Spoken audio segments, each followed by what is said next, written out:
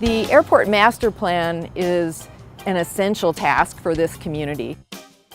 Aviation, in my opinion, is probably one of the best examples you can find in economic development in terms of jobs and the economy.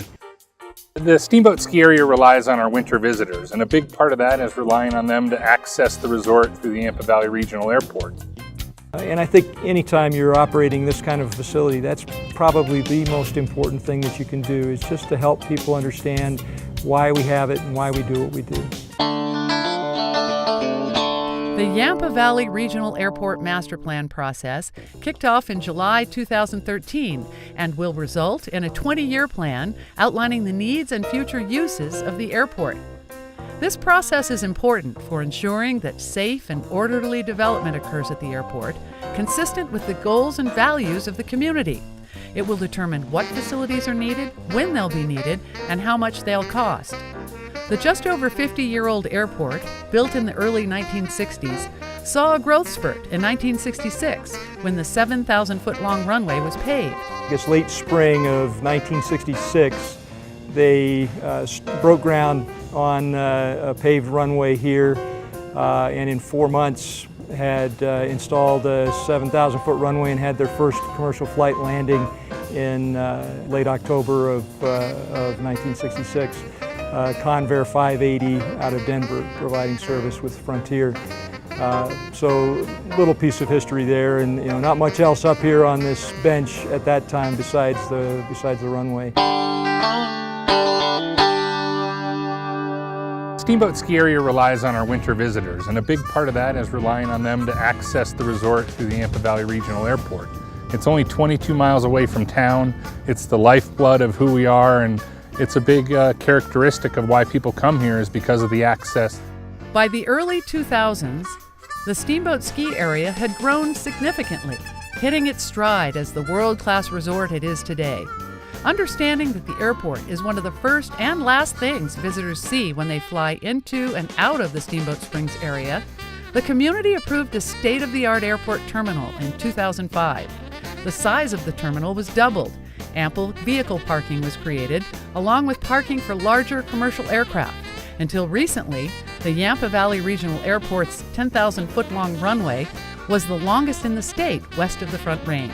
When we built this current terminal, we built it based on where we were at back in 2008 as far as numbers of passengers at about 145,000 enplanements at that time, and where we were at with operations with the numbers of flights that we had at the time and the types of aircraft that were coming and that kind of thing. So this facility is well suited to handle up to that number of people. One of the things that the FAA doesn't allow you to do is build for what you hope will happen. We suffered from about a 30% decrease in enplanements during the economic downturn. So at this point, the terminal is very comfortable to be in.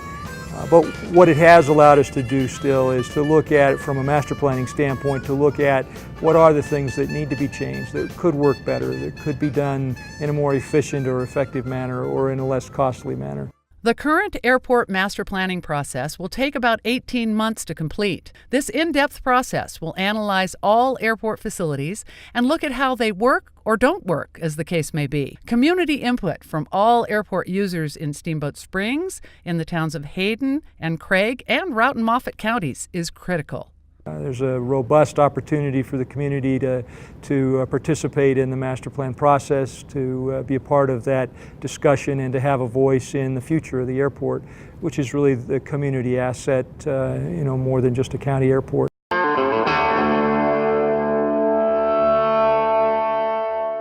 The Yampa Valley Regional Airport is important to Craig, Hayden, and Steamboat Springs for several reasons. One is because it's part of our transportation system, the national transportation system, as well as it plays an important role in our transportation infrastructure, serving Craig, or I will say Moffat County and Routt County, and often Northwest Colorado. People in the community have an asset here in their own backyard that they should be taking advantage of and supporting it in terms of the economy and jobs, because we have people that actually work here at the airport, not only from Hayden, but also from Moffat County and and up there in Steamboat Springs. Airport operations across the country, including Yampas, are not funded with your tax dollars. Only user fees pay for operations. Significant grants from the Federal Aviation Administration and the Colorado Department of Aeronautics can be used to fund as much as 95% of an airport improvement project. Estimates are that of the $40 million in improvements that Yampa Airport has seen over the years, only 5% has been the community's responsibility. Really, tax dollars don't go into funding airports, and that's something that I think a lot of people who aren't familiar with airports don't understand, is that airport operations and airport capital projects, all of those things are paid for through user fees. Unless a local community decides to put tax dollars towards it. But the FAA's intent is that airports will be self-sufficient and will operate off of the fees that they charge, and that the airports in general will use federal funding and other grant funding to help with major projects. The airport master plan is an essential task for this community. The airport is important to us today, serving our tourism sector, our location-neutral businesses, our residents, and it's important to understand what our future demand will look like and to plan today to meet that demand in the future. And airports in general are enormous economic drivers, which I think draws us back then to look at why do we do master plans? Well, when you look at the size of the funds that are going into to airports, and you look at how important they are to the economic viability of a community, then you understand why planning is a critical part of that process. So from a master plan, then you're able to look out into the future and identify, okay, where are the best places, the most important places that we can put these dollars that we can get to make this asset, this community asset, as efficient and effective as it can possibly be. Robust commercial air service is critical to the success of the airport, and a unique partnership between the community, the Steamboat Ski and Resort Corporation, and Steamboat Springs Chamber Resort Association makes that possible. Approximately $4 million in what are called airline minimum revenue guarantees are raised each year by these resort entities from a sales tax, a lodging tax, and a ski corporation contribution. These guarantees, combined with more predictable usership by locals and visitors, have attracted 4 major airlines to the airport and more direct flights to major hubs across the country. The Federal Aviation Administration limits what airports can spend to support air service. This community's financial support is critical. In this day and age, you just won't have flights coming into airports like this if you can't provide that protection to the airlines. And that's a hard thing for people to understand. There's a sense in the community, in most communities, that if you ask for it, if you say, we'd really like you to come here and fly, and we've got a few people that would love to fly out on your airline, that they'll just come, and that just isn't true anymore. In this day and age, you have to have a way to make it financially viable for the airline to come in. And if you can do that, then you can have great flight opportunities. Currently, 80% of the airport's business occurs during the 4 months of the ski season, and it's during the busy ski season that airport capacity is challenged. As the economy recovers and the ski resort industries are seeing growth, the airport has challenges today that will only magnify over time.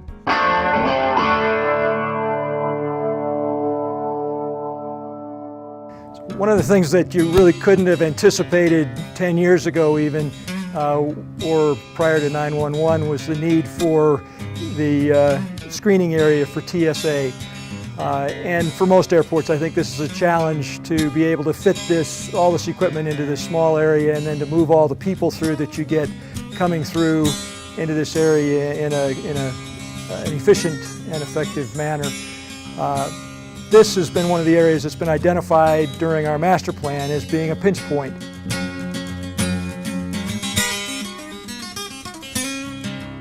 One of the biggest challenges that we deal with at a seasonal airport is the ability to park the aircraft.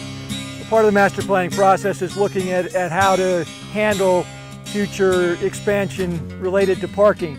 As you can see behind me, the large aircraft parking areas are fairly restricted, and you get into a situation when you do expand where you have parking areas that are so far away from the terminal that it's a long ways for people to walk when it's bad weather and when the snow's coming down sideways and those kind of things. Right now it's considered a novelty for most people that don't get to see airplanes, but once you start parking them too far away, then you have to start thinking about additions to the terminal and additional shelter for people that are coming off of aircraft.